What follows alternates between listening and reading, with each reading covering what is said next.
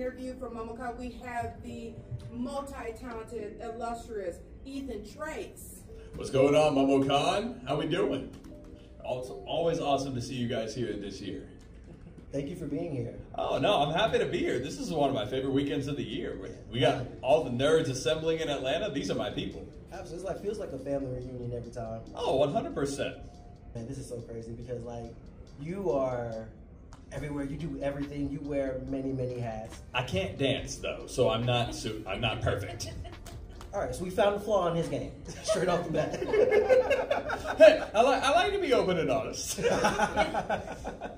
Man, we sitting up here just chopping up about Georgia football and your love of everything. Man, where do we begin with you? Because there's so much, like there's such a range with what you do, like with your impressions and your videos and your interaction with people. You're so warm and friendly to just anybody.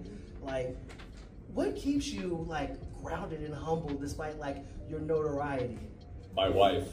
I will say, I will say this. I tell this to people all the time.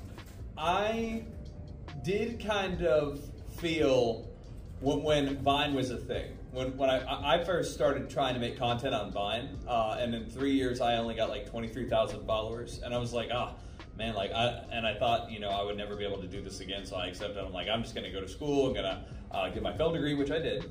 And then my friends from Vine begged me to get on TikTok and all that, and then I did. But by then, I had experienced failure. I had experienced, you know, I had been at what I would say is the places where I don't want to be. So I worked hard to make sure that I'm like, okay, so I want to know that this is something you could lose at any minute. And I'm like, I'm so glad that I got more grounded before I blew up, which I would say is one of the reasons why I'm definitely like warming down to earth. Like, I'm glad I did not blow up like the Paul brothers did on Vine, because I'm like, oh God, you would have given me $1 million back then or something like weird like that. I probably would have done some stupid or crap. But yeah, it's like I also surround myself with good company. My wife is probably my biggest fan that keeps me grounded. My best friends. That just getting to experience life and having good mentors and friends along the way, I would say. I am very grateful. I definitely recognize the kind of like privilege and status with the number of followers I do, but I never let it get to me, because you know that's why I like walking among everybody. Like we're all the same. As somebody with a good woman, a good support system, I completely understand that. Love you, honey. What is your favorite aspect about content creation? Because you just churn stuff out, and that it could be like, as somebody who's also a creator, like it could feel like a grind a lot of the time, especially if you're not getting the results back or you feel like it's not good enough, and you just churn it out, and it never seems like you seem like you're down on the content that you make or it's not to your quality. You just seem to like put it out, and there's joy in all of it. So what keeps that going? Well, I would definitely say one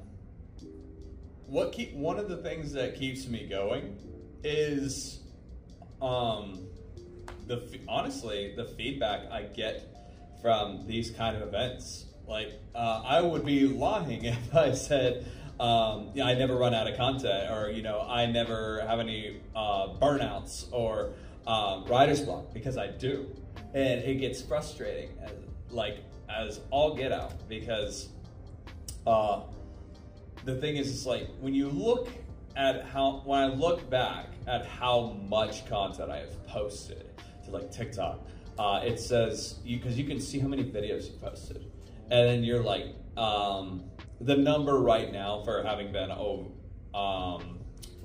like 6 years and 3 months is over 1,600 videos. And I'm just like, well, fudge. There's been so much content that's been thought of, conceived, brought to life, and put out there that I'm like, what is the kind of content that that will not get stale. And obviously, you know, you have trends that come and go. The one thing I try to do is make sure I keep with like my base, which is like impressions, comedy, and then occasionally just like bringing attention to certain things like, hey, we should do this, or hey, maybe we shouldn't do that. But it's honestly like I get stuck in my head so much doing what I do because I work from home, and like I also like when I'm not working at on-site gigs, like I'm basically an independent contractor. I work in the film industry, but I also get to do events like these. And there'll be times I'm like, am I running out of content? Is this the end? And then I come to these conventions, and I get to meet all these people, and the stories they tell me of things that they're like, your content makes my day. That makes my day. And there have been people who have pretty much made me cry in public, and I'm totally okay with it.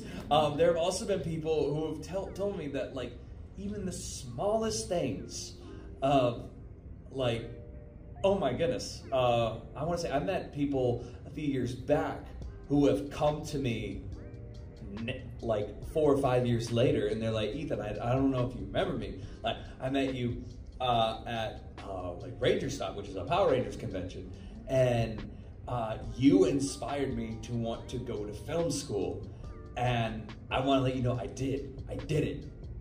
And I'm like, well, crap. Like, you, like, here is like, you know, I just, you know, on my end, all I feel and see is I'm like I conceive an idea, I put it out there, and then I like respond to a few comments. But then like, you know, some people like watch my content, and what they take from that is they get inspiration to do something. That's incredible. That's like, okay, yeah, that does give me a reason to want to keep making more, like, because you don't know, like, the impact that you may have on, you know, the people you meet, the people you don't meet. It's incredible. And I would say that's definitely my biggest driving force for to keep making content, for sure. Like, I'm a personal attest to that, because I was in one of those press conferences at Ranger Stop, and I know it was like a, you know, our interview in the press conference style, kind of like we're here now, right now. And you said something, and they spoke directly to me. I know we were in a room full of people, it kind of felt like you were talking directly to me when you said what you said. It was about inspiration, about keeping going and like making content and pushing forward and just doing it. You know what I'm saying? Just doing the work. And like it stayed with me. And I really appreciate you for saying that when you did. That was personal flower. No, and to anybody watching, that is some of the best advice I can give you, especially coming from somebody who considers themselves a perfectionist. Don't sit around and like try to worry about like, is this good enough? Is it perfect? Put something out there. You never know who, like, what is going to happen, or who is going to see it, who it's going to affect, who's going to enjoy it, who may need that pickup. Like, dude, there have been videos, like, I filmed, like, off the cuff in 5 seconds, and I'm like, really? Of all videos, this blows up? Like, and then, like, dude, there'll be some that I put, like, a lot of time in, like, 3 hours of, like, you know, recording. Like, I have a lovely recording setup, I have, a nice camera, I have amazing lights, and there'll be some of those videos that I post that only get, like, 300 likes in 24 hours, which, like, is big for some people. But I, like, as somebody who's, like, you know, who's always trying to push to do better, I'm like, I can improve. And I'm like, it's so weird. And the biggest thing I can attest to that is just put it out there. Put it out there. If you're even if like you're unsure of it, don't overthink it. Just do it, and you never know. Yeah, and I was sitting there at the time. I was like, dang, Ethan, all right, I got you. Shoot, let me put it out. All right. You're too loud right now.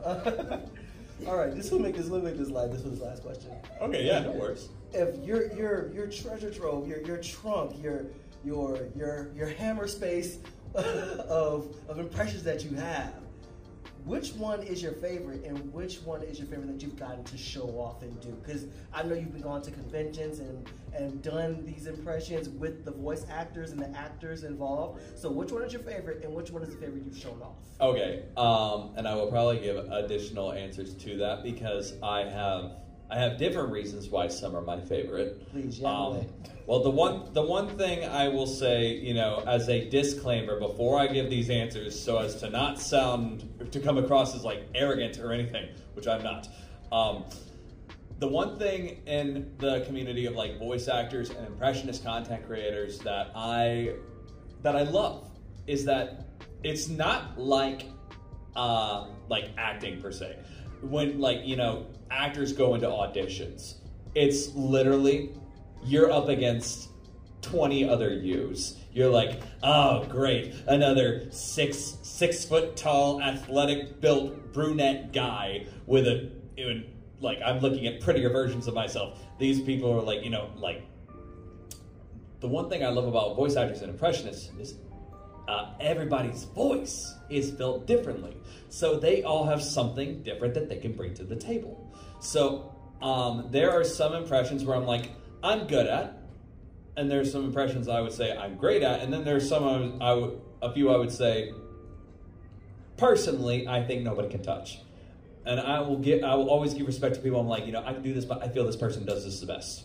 But as far as like favorite at conventions, I will say my favorite impression to do in cosplay, in a cosplay-based impression, has to be Captain Jack Sparrow. That one has always gotten the best feedback, mate. And plus, everybody gives you free drinks all day long, so it's a lot of fun. My favorite impression that I've gotten to do for actors, I would definitely would have to say is the boulder from Avatar: The Last Airbender, and that's a very fun story because a few years ago that was the same convention that I dressed up as Jack Sparrow. And it was my first time meeting Michaela Jill Murphy, and I was doing my usual content where I do impressions of characters opposite of characters that certain people play, so we can collaborate. Because the one thing I do not like the idea of doing is stealing other people's thunder. Like I'm not going to go up to like somebody unless they're cool with it and do an impression of their character, because you know sometimes while some people be like, oh, like that's very flattering. Sometimes they can think, somebody could steal my job. I don't want that. So I did this, I did like a Zuko video with Iroh, and I think my Zuko's like, it's all right. Like Dante has a very unique voice. But then I did the boulder with Michaela, and I think she caught on like halfway through, like when we were filming, I told her like, this is what I do. I'd love to do that. And I swear the story's going somewhere. I'm not just rambling. This is one of my favorite stories. So I did that, and then halfway through, she's like, oh, like, and then she got really into it. We did, talk like, the boulder has conflicted feelings over fighting a young blind girl. So after we did that, I'm like, oh, thank you so much. And I did not even get out of their line until like 5 or 7 people in their lines recognized me for doing like my content creation. So they're like, there are 5 or 7 people in their lines. People are there to see them, and people are like, can we get pictures with you? And the confused looks on Greg and Michaela's faces were like, what's going on here? Who is this guy? That video went, that was the first day of the convention. It went viral overnight during the convention. It hit 500,000 likes within 24 hours. I went to Michaela the next day, and I was like, you've gone viral. And she's like, yeah, I saw. Who are you? Like, we've been tight ever since. So, like, we every time we're at a convention, we always go out to dinner. We always grab drinks. She's an absolute sweetheart. So, this story, this story. This is what relevant to the point I'm getting to. So, the past 3 years, I have been an invited guest, guest, the same level as them, to Rhode Island Comic-Con, which is one of my all-time favorite conventions on the East Coast, in addition to all the conventions here. So, Michaela was going to be there, but remember when I said I just do impressions? I have, so far, have not officially been the voice of a character, but it is my dream, and I hope that we get the correct representation to start doing that soon. But the actual voice of the boulder was none other than WWE superstar Mick Foley. And Mick Foley was also an invited guest to Rhode Island this year. Now, the one thing that I did learn after this convention, which Michaela she's thanked me like a few times. After we did the boulder and Toph, that's when Michaela started taking prints to her table. That was Toph versus the boulder, and I'm like, oh my god. Like, we did, like, we've got more people coming to her line now. And then, so they actually paired her and Mick Foley together at adjacent tables. And they had super long lines when we got to Rhode Island, by the time we got to them, because I was shooting content for Rhode Island too, of all the voice actors. And Michaela dropped what she was doing. And she said, hey, Ethan, I want you to come meet Mick Foley. And I was like, oh my god, this is Mick Foley. So Mick Foley stopped what he was doing. We recreated the same video, but halfway through, I had Mick Foley tag in on my video and finish doing his lines for his character. And then he signed a poster for me of Toph versus the Boulder that Michaela signed, and he signed it for free. And like to get like that kind of love from Mick Foley, super nice guy, by the way. If you haven't met him, I definitely recommend it. So it's crazy to think that, like, you know, something that I did 3 years ago with somebody who I now consider a friend got me a chance to do that.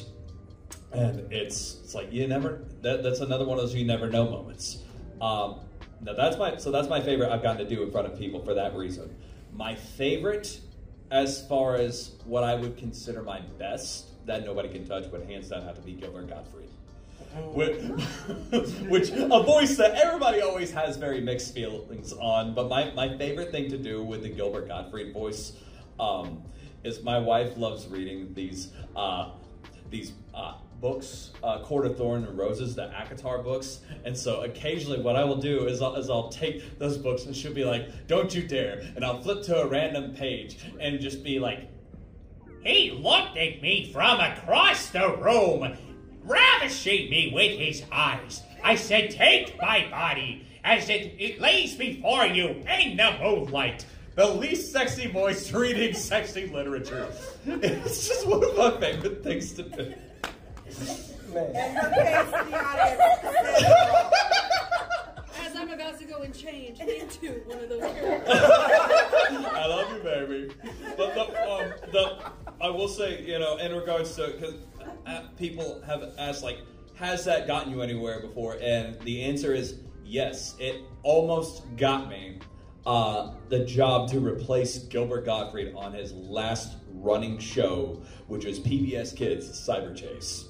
I later found out, you know, that I was one of like 2 or 3 people that they were looking at, and it ended up being an issue, I heard, because I had not yet been able to be qualified for SAG, which you have to be for those projects. Plus, they record in Toronto, and I would have to get a passport, so there were issues. But I'm very flattered to at least know that something like that, just for being able to do a voice, that there is something that can come of that, and that was one of the highest forms of flattery.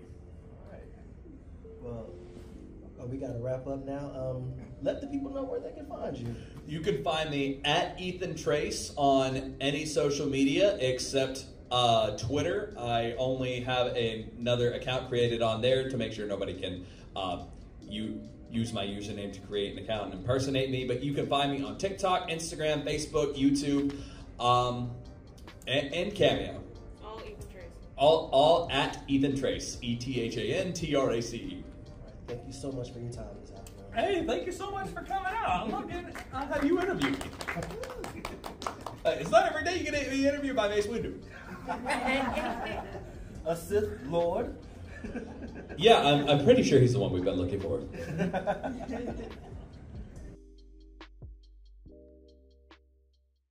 If you're seeing this, you made it to the end of the video. Thank you. First things first, I want to thank Momocon for the opportunity, and I want to thank Ethan Trace as well for his time. This is one of my favorite people when I see at conventions. He's very super nice, always a joy to talk to, And like I said in the video, he's one of the reasons why I do what I do. So thank you, Ethan, for all that you like do, not just for me, but for the community. And I want to thank everybody for just being here and just kind of keeping rocking with me. There are some new things coming in JB vs. the World coming soon, like sooner than you think. And I just want to thank you all for just being here with me all this time. So thank you, Momocon. Thank you, Ethan. Thank you, guys. I will see you in the next drop, which will be next week. Who will it be? You have to wait and see. See you next week.